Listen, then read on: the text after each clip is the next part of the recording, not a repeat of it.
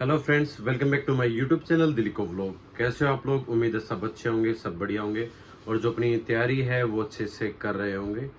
आज फिर से आप लोगों की हेल्प करने आया हूँ, मदद करने आया हूँ जिनका भी जीएस के अंदर हाथ टाइट है, चाहे वो किसी एग्जाम की प्रिपरेशन है वो करने लग रहा हो, एसएससी की करने लग रहा हो, रेलवे की, ठीक है, स्टेट एग्जाम की, कहीं पे भी जहाँ पर भी जीके आती है, ठीक है, और स्पेशली दिल्ली पुलिस की, ठीक है, दिल्ली पुलिस सीपीओ की हो, चाहे एचसीएम की हो, कांस्टेबल की हो, ठीक है, एसएससी के एग्जाम के अंदर जो बेस्ट टॉपिक है, जो टॉपिक इम्पोर्टेंट और हर बार एग्जाम में देखने को मिलते हैं, ठीक है, एक बार ओवरऑल जो सारा सारा निचोड़ है जीके का, ठीक है, उसके ऊपर वीडियो लेके आया हूँ कि आप लोगों को जीके के अंदर क्या क्या चीजें, कौन कौन से टॉपिक हैं वो तो 100% करके जाने ही हैं, ठीक है।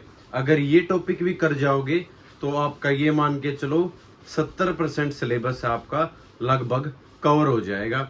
इनके आप लोग नोट्स बना लो, ठीक है, या फिर आप जो भी आपके पास बुक है उसमें हाईलाइट कर लो, जो भी आपकी मर्जी है, जैसा भी आप करना चाहते हो, ठीक है। मैं आपको टॉपिक बता देता हूँ, आप अपनी जो बुक है वो उठा लो या पेन कॉपी है वो उठा लो, ठीक है, उसमें उन चीजों को हाईलाइट कर लो, लिख लो कि ये टॉपिक जीएस के अंदर इम्पोर्टेंट हैं, इन टॉपिक्स को हमें नहीं छोड़ना है, ठीक है। मैं सब्जेक्ट वाइज लेके आया हूँ, ठीक है, कि जीएस के अंदर इस हिस्ट्री में से ये इम्पोर्टेंट है, पॉलिटी से ये इम्पोर्टेंट है, ठीक है, ओवरऑल ये इम्पोर्टेंट है। तो सारी चीजों पर बात करेंगे, वीडियो को लास्ट तक जरूर देखना अगर आपको जीएस के अंदर अच्छा स्कोर करना है, ठीक है। तो सबसे पहले आप हिस्ट्री खोल लो, ठीक है, हिस्ट्री ओपन कर लो कि हिस्ट्री में आपको क्या क्या चीजें हमेशा करनी ही है, ठीक है। हिस्ट्री काफी लंबा सब्जेक्ट है, ठीक है, ज्यादा सिलेबस रहता है हिस्ट्री का, तो क्वेश्चन भी ज्यादा बनते हैं, ठीक है, क्वेश्चन भी ज्यादा देखने को मिलते हैं। तो इसमें से आप सबसे पहले निकाल दो प्राचीन भारत। प्राचीन भारत से जो क्वेश्चन पूछे जाते हैं वो सबसे ज्यादा पूछे जाते हैं सबसे पहले सिंधु सभ्यता, ठीक है, जो आपकी सिंधु सभ्यता है वहां से बहुत सारे क्वेश्चन है वो बनते हैं, उसको अच्छे से कवर कर लो। जैन धर्म, बौद्ध धर्म से बहुत बार क्वेश्चन पूछे जाते हैं, स्पेशली बौद्ध धर्म से बहुत ज्यादा ही क्वेश्चन पूछे जाते हैं, लगभग हर एग्जाम में देखने को मिलते हैं। मौर्य साम्राज्य, गुप्त साम्राज्य और आपका पुष्यभूति जो वंश है वहां से, ठीक है, ये आपके टॉपिक्स हैं जो कि किससे हैं? प्राचीन भारत से हैं। इसके बाद रहते हैं दक्षिण भारत के कुछ राजा हैं, ठीक है, उनका जो जहां पर वो राजा हुए हैं और जो वंश हुआ है उन वंश का संस्थापक है, ठीक है, वो याद करना बस, ठीक है, इतने में काम चल जाएगा। दूसरा निकाल लो मध्यकालीन भारत, उसमें आप जो मोहम्मद गजनवी है उसका आक्रमण, गोरी है उसका आक्रमण और भक्ति आंदोलन और मुगल साम्राज्य, ये टॉपिक है, ये कर लो, ठीक है, ये टॉपिक है, ये कर लो। ओवरऑल भी मैं बता दूं आप लोगों को। उसके बाद है आधुनिक भारत। आधुनिक भारत सबसे ज्यादा इंपॉर्टेंट टॉपिक है आज के टाइम पर। आज के टाइम पर सबसे ज्यादा क्वेश्चन आधुनिक भारत से ही पूछे जाते हैं। तो इसमें एक तो बंगाल पर जो अंग्रेजों का आधिपत्य हुआ था वहां से बहुत बार क्वेश्चन पूछता है। 1857 की क्रांति है, वहां से बहुत सारे क्वेश्चन पूछता है। और सबसे इंपॉर्टेंट, भारतीय राष्ट्रीय आंदोलन से संबंधित महत्वपूर्ण आंदोलन, कौन कौन से आंदोलन व घटनाएं हुई थी, ठीक है, उनको एक सीक्वेंस के अंदर पूछता है। बहुत बार ये क्वेश्चन आता है कि उनको सीक्वेंस के अंदर वो घटनाएं लिख देता है और उनको ये पूछता है कि ये घटनाएं कब कब हुई, ठीक है, क्रोनोलॉजिकल हिसाब से उनको अरेंज करो, ठीक है। तो जो घटनाएं हुई थी उनकी डेट भी आप लोगों को याद रखने की, ये घटनाएं कब कब हुई थी, ठीक है, और जितनी भी उपाधियां प्राप्त हुई थी उस आंदोलन के दौरान, ठीक है, और किसने वो जो उपाधि है वो दी थी, किसने प्राप्त की थी, वो सारी चीजें, ठीक है। फिर ये हो गया आपका प्राचीन, मतलब आपका जो इतिहास है, हिस्ट्री है, उसका मोटा मोटा बता दिया कि ये इंपॉर्टेंट है। बाकी सारा आप लोगों को कवर करना, लेकिन इंपॉर्टेंट ये चीजें हैं, इन पे थोड़ा सा ज्यादा ध्यान देना है, ठीक है। उसके बाद आता है आपका भूगोल का, निकाल दो। भूगोल में क्या करना आपको, जितनी भी प्रमुख नदियां हैं उनके किनारों पर जो जो शहर बसे हुए हैं, ठीक है, वो इंडिया के भी और बाहर देशों के भी। उसके बाद जो भी ज्वालामुखी हैं, ठीक है, वो चीजें, प्रमुख जनजातियां हैं, खनिज हैं, उत्पादक देश कौन है, ठीक है, उनकी रैंकिंग, और राजधानी एवं मुद्रा की कौन से देश की कौन सी राजधानी और उसकी मुद्रा है, ये कहाँ पर चलती है, ये आप लोग भूगोल में कर लेना। उसके बाद अर्थव्यवस्था, जितने भी इंडेक्सेस हैं, ठीक है, ये आपका करंट अफेयर के अंदर भी आ जाएगा। वैसे जितने भी आपके इंडेक्सेस हैं वो सारे सारे आपको पता होने चाहिए कि इंडिया की रैंक कौन सी है, ठीक है। और उसके साथ साथ जनसंख्या वाला टॉपिक वो भी इंपॉर्टेंट हो जाता है आपकी अर्थव्यवस्था के अंदर। और जितने भी एब्रीविएशन बनते हैं कि मान लो राष्ट्रीय आय है, ठीक है, इस तरीके से आपके शॉर्टकट बहुत सारे बनेंगे इसके अंदर, ठीक है। इसके अंदर बहुत सारे ऐसे आपको ये दे देगा कि इसकी फुल फॉर्म बताओ, सेबी की फुल फॉर्म बताओ, ठीक है, इस तरीके से वो आपसे पूछ लेगा। फिर है संविधान। संविधान के अंदर मौलिक अधिकार, ठीक है, मौलिक अधिकार, डीपीएसपी, जितने भी आपके अनुच्छेद हैं, राष्ट्रपति किस की जो शक्तियां हैं वो, ठीक है, और मतलब इम्पोर्टेंट जो अनुच्छेद हैं वो करने हैं आप लोगों को। और सबसे इम्पोर्टेंट ये है कि संविधान संशोधन, ठीक है, कि ये संविधान संशोधन कब हुआ था, इसमें क्या हुआ था, ठीक है, पंचायती राज से बहुत सारे क्वेश्चन पूछता है। और जो अभी लेटेस्ट संविधान संशोधन है उनके बारे में कौन सा बिल लेके आया था, ठीक है, 100 से बाद वाले तो सारे के सारे कवर कर लेना आपके संविधान से रिलेटेड। उसके बाद आता आपका विविध वाला। विविध से बहुत ज्यादा क्वेश्चन बनते हैं, मैं पहले भी बोल चुका हूँ, जो कि आपकी स्टैटिक जीके का पार्ट होता है। और स्टैटिक जीके की आप अलग से एक बुकलेट भी ले आओ, मैंने बता दिया था, रामबाण ले आओ, आरडब्ल्यू वाली ले आओ, ठीक है, कोई भी आपके पास ऐसी बुक हो, ठीक है, जिसके अंदर स्टैटिक जीके हो, वहां से आप लोग कवर कर लो, ठीक है।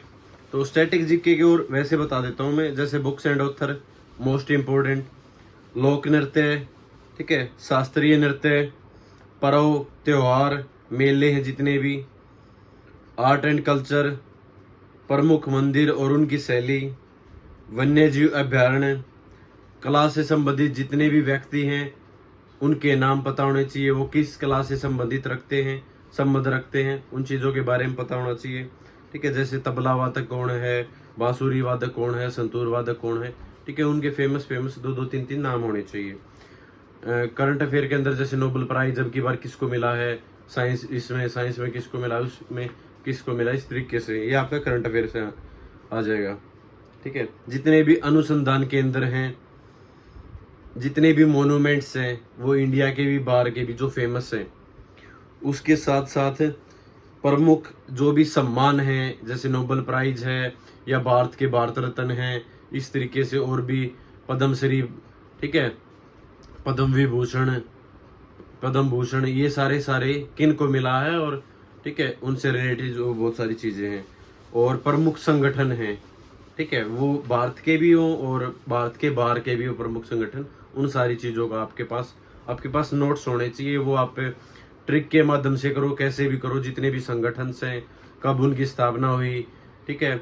और बहुत सारे ऐसे टॉपिक है कि जैसे ब्रिक्स सम्मेलन है, जितने भी सम्मेलन फिलहाल हो रहे हैं, कहाँ पे हो रहे हैं, ठीक है, तो वो सारी चीजें।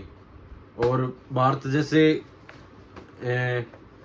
भारत के जो रिश्ते हैं, ठीक है, कहाँ कहाँ पर मोदी साहब जा रहे हैं, वहां पर प्रधानमंत्री कौन है, राष्ट्रपति कौन है, तो वो सारी चीजें, उनकी मुद्रा क्या है, उनकी राजधानी क्या है, इस तरीके से आप लोग थोड़ा सा स्मार्ट वर्क करना है। कोई ये कहता है ना कि जीएस के अंदर स्कोर नहीं हो सकता, स्कोर हो सकता है, 100% स्कोर हो सकता है, ठीक है। और आप अगर प्रॉपर गाइडेंस के द्वारा, एक चैनल के द्वारा जाओगे ना, तो आप एक अच्छा स्कोर कर पाओगे 100%।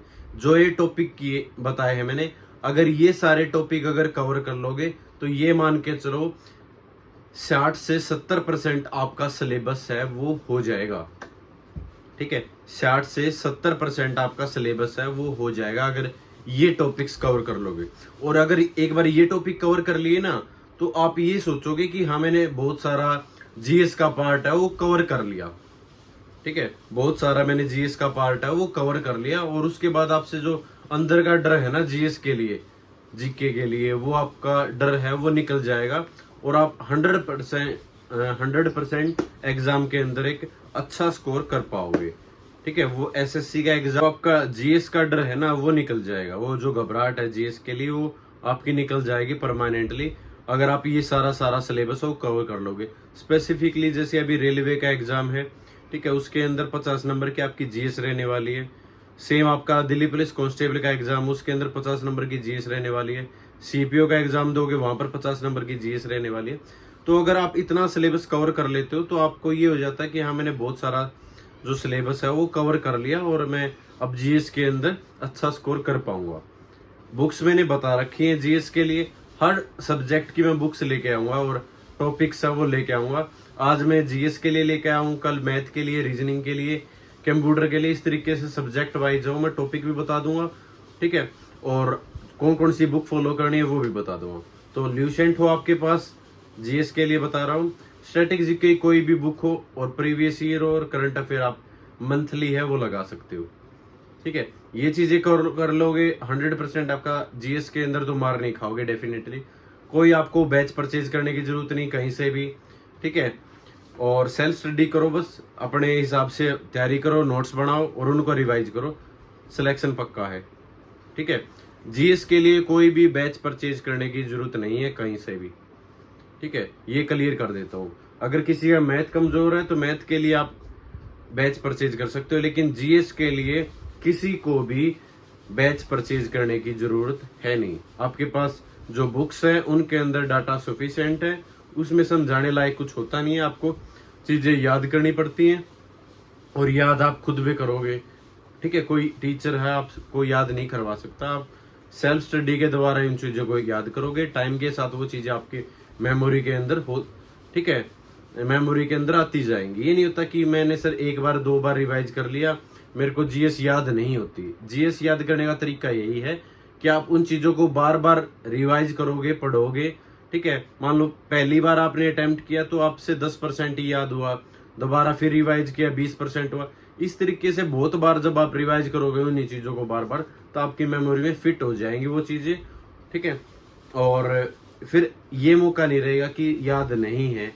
ठीक है, आपको डेफिनेटली जब आप 4 ऑप्शन देखोगे उसमें से एक ऑप्शन को टिक कर दोगे। ठीक है, जितने भी युद्ध हुए हैं हिस्ट्री के अंदर वो सारे इंपॉर्टेंट हैं, आप उनको जरूर ध्यान से देखना। बाकी मैंने टॉपिक ओवरऑल बता दिया है, बहुत सारे और भी टॉपिक रह गए होंगे, वो आप कमेंट सेक्शन में जाके एक बार जरूर लिख सकते हो कि सर ये भी इम्पोर्टेंट टॉपिक है। ठीक है, और उन टॉपिक्स को भी जो भी कमेंट पढ़ने वाले वो देख ले कि हाँ ये भी इम्पोर्टेंट टॉपिक, क्योंकि और भी बहुत सारे टॉपिक हैं वो रह गए होंगे जो इम्पोर्टेंट है और जो नहीं बताए गए वीडियो के अंदर। बाकी मेरे हिसाब से ये काफी थे इम्पोर्टेंट। आप लोग इनके ऊपर अगर ध्यान दोगे तो आपकी जीएस का स्कोर है वो काफी बेहतरीन होगा, अच्छा होगा। ठीक है, तो वीडियो को लाइक करो, शेयर करो और सब्सक्राइब करके रखो चैनल को। तब तक के लिए थैंक यू सो मच। जय हिंद, सभी को नमस्कार।